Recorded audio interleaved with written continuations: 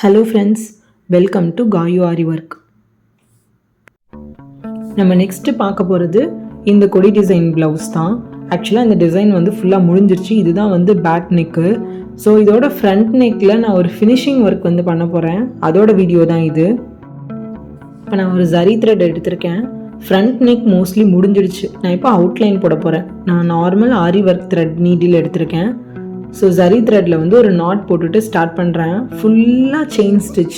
ஆக்சுவலாக வந்து நிறையா இந்த மாதிரி பீட் ஒர்க்லாம் பண்ணுறவங்க அவுட்லைன் வந்து பண்ணாமல் விட்டுருவாங்க.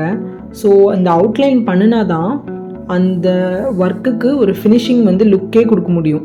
இந்த அவுட்லைன் என்ன பண்ணும் அப்படின்னா லீஃபோட எட்ஜஸ்ஸு, இந்த கொடி டிசைனோட திக்னஸ்லாம் வந்து நல்லா திக்காக காட்டும். நம்ம சுகர் பீடோட திக்னஸ் விட இந்த லெஃப்ட் சைடு ரைட் சைடு வந்து ஒரு செயின் ஸ்டிச் வந்து போட்டு கவரப் பண்ணும்போது ரொம்ப நல்லா திக்காக அழகாக ஒரு கொடி டிசைன் பரவுற மாதிரி தெரியும்.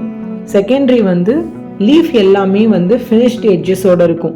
ஸோ இந்த மாதிரி ஒரு ஒர்க் வந்து நீங்கள் எந்த மாதிரி ஒரு கொடி டிசைனோ இல்லை வேறு ஏதாவது ஒரு ஒர்க்கோ நீங்கள் பண்ணிங்கனாலும் பீட்ஸ் வச்சு ஃபினிஷ் பண்ணுற ஒர்க்காக இருந்ததுன்னா இந்த மாதிரி ஒரு செயின் ஸ்டிச் வச்சு ஃபினிஷ் பண்ணுங்கள்.